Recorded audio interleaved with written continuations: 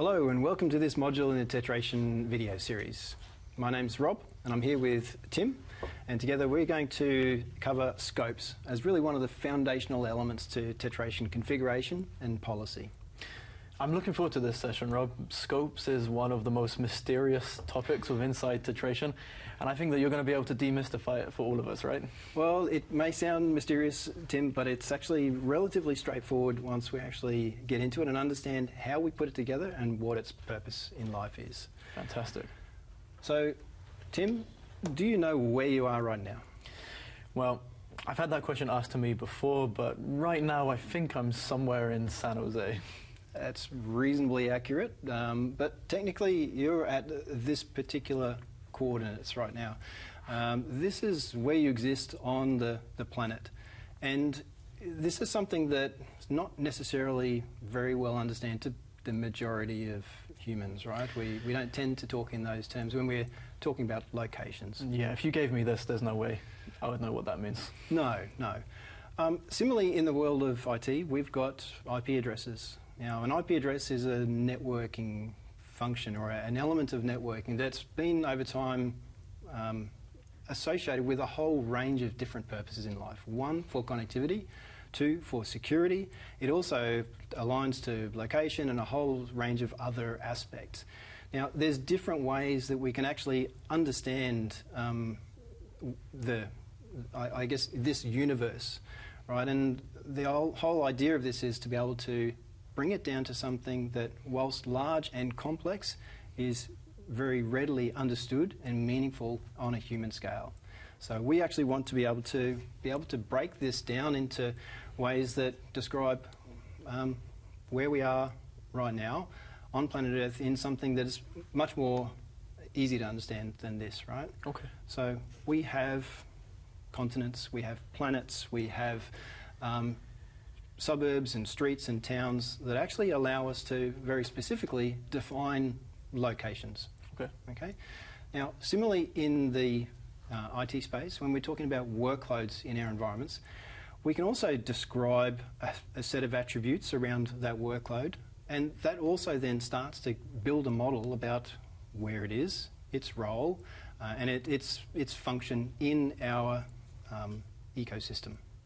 Okay, so you're trying to take a incredibly large and complex set of workloads and endpoints and narrow that down so that we as humans can understand that. That's right, because just as you don't remember your coordinates as you move around on a daily basis, most people tend to forget or not really take note of the specific IP addresses and subnets that exist in the environment that are actually supporting those key application workloads. Okay, but if you say to me, I'm part of application A, or I'm service B, or I'm in data center C, yep, I'm going to be able to understand that construct much more easily when I'm looking at it. That's right. So it gives you really a holder for your identity in this model. The other thing is the IP address may change over time. The identification of that, the attributes associated to it may change. So we actually want a way to actually build a structure that is actually based on dynamic mechanisms that can change and move over time. Okay, so we want to sort of disconnect that forwarding attribute of the IP address from the identity that defines what a workload is. Exactly. So let's just take a look at how that might work in a typical application workload space, yeah, right? So this allows us to say, well, let's define everything that's inside our world. So as an organisation, we're able to identify all of the IP address space that exists inside and as part of our overall scope of responsibility and control. Okay. We can then break that down into sub-components. So in the case of application workloads, they might be deployed in a data center or a cloud. We might also have other ways to identify users that might exist in campus or branch network, as an example. But then we get more specific. And in this case, this particular IP address is something that we know is part of a given service, controlled by a particular service owner. It's part of a specific application, and it is a production workload.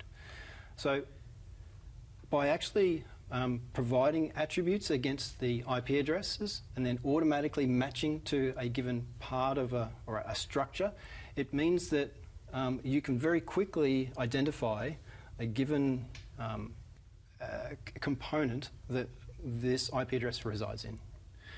So you're saying, for example, that cloud might have tens of thousands of workloads inside it, but Yep. by the time I get down to that claims prod level of the scope tree, it Yep. might only be a few individual workloads. But That's right. conceptually, I can understand that very quickly, that I'm in the cloud, I'm part of the insurance business group, perhaps, I'm in the claims application, and I'm a prod workload. That's right. Which means if we're dealing with the prod component of insurance claims app, it is just potentially tens of workloads in there. Okay. It's an easy to understand component, and then we're able to identify and build out a policy and so on around that location. So how do we actually build out this tree? Now, in another module, we talk to the inventory and how we build that out and define attributes. And the attributes are basically a different set of annotations, will also be known as tags or labels, that are assigned to the individual subnets or IP addresses in them that allow us to actually build out this model. And we actually build this by matching against those attributes, which means if they change over time, the location or the object as the holder for that IP address may change over time. Okay. That's how we keep the policy dynamic as we go forward. So it allows me to deal with the flexibility of my applications as they scale up, scale down, workloads move from one site to another. Yep. The scope tree is going to provide me a way to deal with that dynamic nature. That is correct. Yep. But it also means that you can very quickly understand the higher order holders of things, even if you don't want to get granular in more detail. So we actually have control over the level of granularity we actually want to see in any particular view of the system. Okay. But again, it's about bringing that down to an easy to understand scale. So this tree is founded on something called a root scope. And that is basically the everything in our environment. It's everything inside and outside. It's based on the discovery of every IP address or endpoint that's communicating to anything that's instrumented in tetration. So the root scope, you're talking about potentially hundreds of thousands, if not millions of addresses that might be inside the root scope. That's right, yep. So that certainly will scale depending on the demands of the environment and the applications in there. And this one here is called Acme. What would mine look like if I'm a customer? So as a customer, say on Tetration SaaS, your root scope would actually be termed by your organisation name. Okay. Yep. So that's basically your tenant, your world, and then we have control over everything that exists inside that world. And so we start to break it down, because that, as you say, could be tens or hundreds of thousands of IP addresses that are actually communicating. So we start to break that down by saying, well, what is inside our organisation? What's inside our control and responsibility?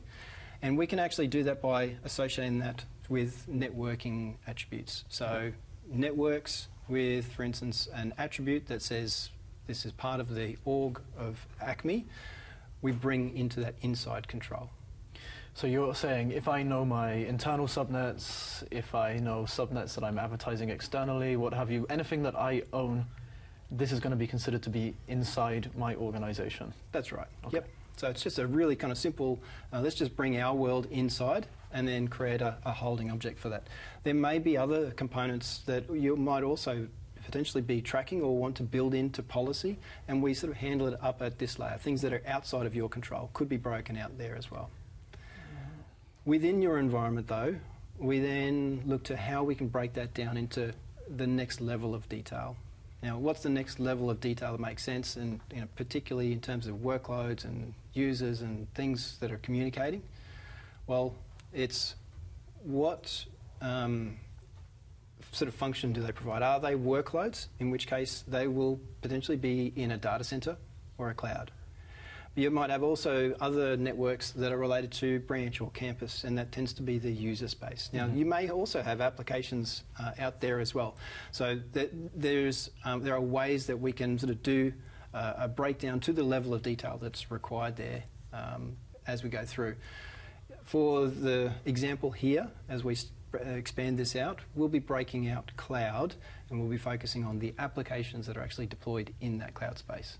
Okay, so you're saying we're going to go deeper into cloud, but I could choose to also expand out branch or campus. Yes. I have the choice. Yeah, and also these terms, there's nothing rigid here, right? It's what makes sense to the customer environment that would be appropriate building blocks to... Okay, so if I'm not using a public cloud, this could be data center 1, for example. Yep, could be data center, but you could also choose, if you wanted, to break that out and have multiple data centers or multiple clouds.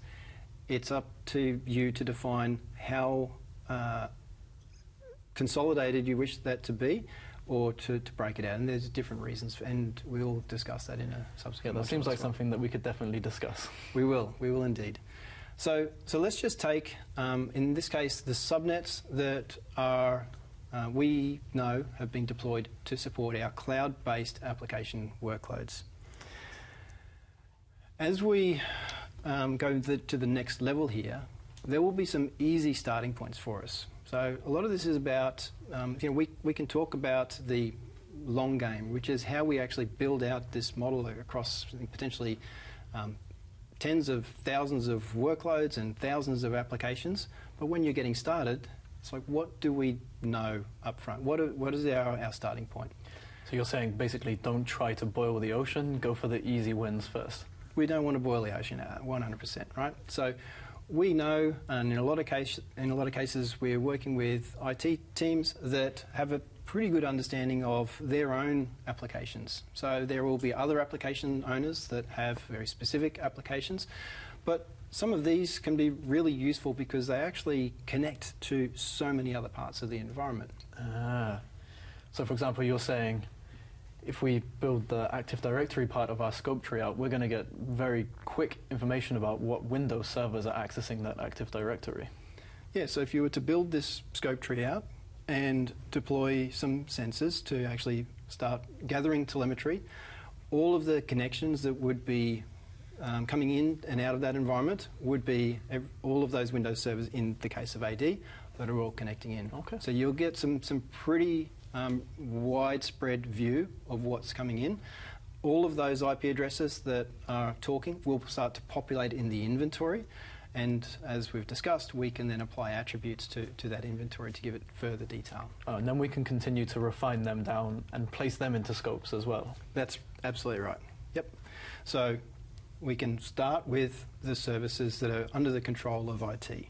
We've also got other security-based services, as an example, right, that also have pretty broad connections into the world. So they're reasonably good starting points for getting started with scope definition. And those are the things that, once you start with those, they will typically be part of the policy for all of the other applications that you build out. All right, so the applications, it's not just, when we're sort of looking at policy and discovery of those, it's not just the application communications that we're concerned with. Those things also have requirements and dependencies on IT services, security services, backup, etc. That if they're already existing in policy, that's a quick win for us as well. Okay, so what you're saying is it makes sense to go for the centralized services first when you're building out your scope tree. Yep. Okay. Yep, because the discovery is really an iterative process that starts with as best as what we know. We then find out what we didn't know or what surprised us along the way, and often there are always a few surprises, and then we use that to refine the results. Mm-hmm. Okay, so at this point, we then also have some specific targeted applications. Now, this could be driven by a particular business demand. It could be a regulatory requirement. It could be anything that defines this is going to be our starting point. These might be your crown jewels, you could say. Could be the crown jewels. What is the most sort of critical area that you actually want to start with? Now, in this case, we've got a couple of services and applications that we can actually start to look at here. And we've got different environments for each of those as well, so prod and non-prod. And by actually building the scopes according to these, and the scope definition here is based on matching against the workload attributes, so at the individual IP level, and that's by, again, working with these teams to understand what those attributes should be, building queries against those, we can actually create these holders for those workloads. Once, again, there are, we've got agents deployed on those and we're capturing telemetry, then we can start to be in the position to actually start discovering policy beyond that as well. So you're saying even if I don't yet know which workloads are necessarily part of these applications, I can fill out the scope tree a little bit with some of these placeholders as well if necessary? Yeah, absolutely. So the scope tree just gives us objects for when we actually do discovery. Those objects are actually built into the discovery. So instead of actually discovering, specific, IP addresses, and again, going back to an easy to understand model, you want to be able to work with building blocks that can really quickly, to human scale, be understandable that this is how my application works. So for example, you're saying you might generate a policy that says the core banking application is speaking to our Active Directory server over there, and I'm going to see that in that logical, human-readable way versus the IP addresses that are involved in that communication. Exactly right. Okay. Yep. So the goal is to actually have an easy-to-understand policy that is at a scale that we can actually make sense of. Yeah. If, for instance, you attempted to do a discovery on 10,000 workloads or, at a sort of really high level, the results are going to be meaningless and too hard to unravel and to consume as a human. Okay. That's why we break the environment down, and we have groups that allow us to work at a scale that is meaningful and understandable. Okay. So building a simple scope tree like this is going to pay dividends later when we get to policy enforcement and policy discovery. Yes, that is 100% right. Yep. Nice. So some of the key concepts as we build this out, right? So we've actually got this tree that is built based on a dynamic query. So we have attributes or annotations assigned to the inventory, and the query will match to those, which means that as the environment changes and the attributes change, the matches to the scope tree will change along with that, and it gives us the dynamic model that we're after for policy. You mentioned dynamic, so how often is this scope tree actually updating? How often are we re-evaluating those criteria to select new endpoints into the scope tree? So basically there is the inventory is constantly being evaluated against matching against the scope tree. Yep. And as the policy is deployed and we've actually starting to enforce that policy, we've got a regular refresh cycle that's making sure that as the matches to the policy is changed, that the actually delivery of that into the workloads that are enforcing that policy can be adapted to it as well. Okay. So we we'll have a look at the actual matching in just a moment through an example. There are options. Now, again, this is something that is flexible in terms of, we talked about breaking out into our workloads into something called cloud. You might have data center, you might have cloud, you might have multiple clouds. It is, all of this is flexible in terms of how you actually want to break that down, whether you want to consolidate for really sort of ease of having application workloads deployed everywhere and anywhere across that environment with one model, or if you want to be more specific and actually have separate controls per location, per data center, etc.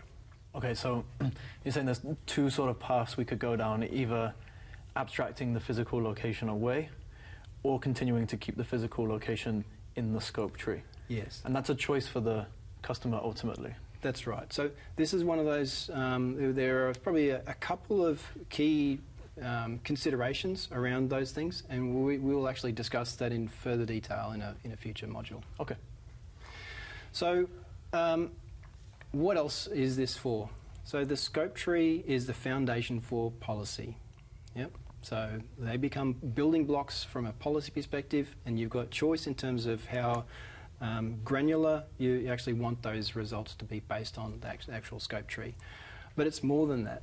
So we actually have the ability to define role-based access control to a scope as well. So the scope serves multiple purposes, and just as with deciding which annotations to bring into the system, you also decide which order and which levels to apply different controls in the tree.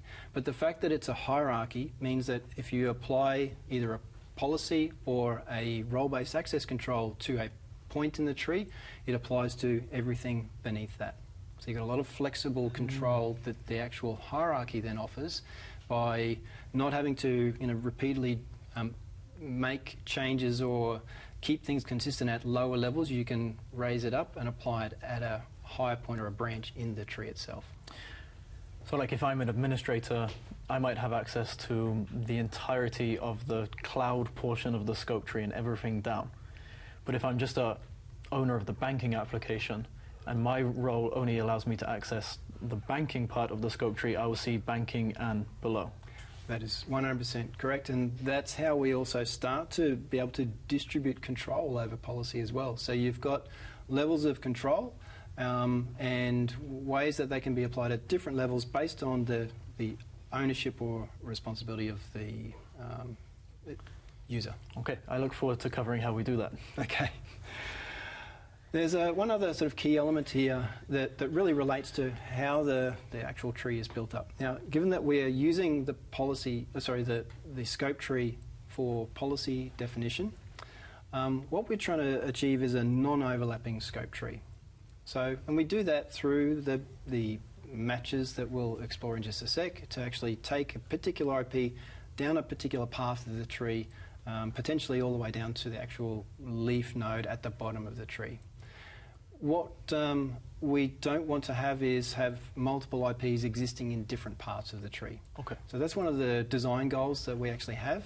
And those will also, if you did find yourself in that situation, the system will alert you to that so you can remediate that. Oh, so it's going to provide you some hints to It will help give you some design feedback around that if you actually end up in a position where you do have an endpoint that exists across multiple parts of the tree. Okay. So this is how we start to map this out. Now, we, in our module on inventory and annotations, we talk about applying attributes to the workloads. And here, we're simply applying queries against those attributes to build out the tree. Now, this, again, at the sort of higher level of the tree is done basing on attributes that are more so defined at the network layer. So subnets that we know are inside, perhaps our 1918 address space, is annotated with our org equals ACME in this case. That's internal. We've got some subnets that are associated to cloud. They've got an annotation, and we match against those. Further down the tree, we start to be more at the host level, and we're starting to define host level characteristics. These could come from a CMDB, as an example, or from tags from workloads that are deployed in various environments. That's, in some cases, up to the application owner in terms of how those applications are deployed. Also, where do we actually source that data from? Is it from a CMDB or otherwise? But as you step down the tree, this becomes an AND operation. So we're combining these queries together to reach a point where this particular IP address actually has each one of these tags associated to it, either at the network layer or at the host layer. And so we're saying that the workload that is part of this lowest scope is also part of this scope and all of the parent scopes because of that AND query. Exactly, yep. So you can query any part of the scope tree here to see the membership that exists in there, which would be from that point and below. So we at the insurance level, that would be any workload that's actually serving an application that's part of that insurance service.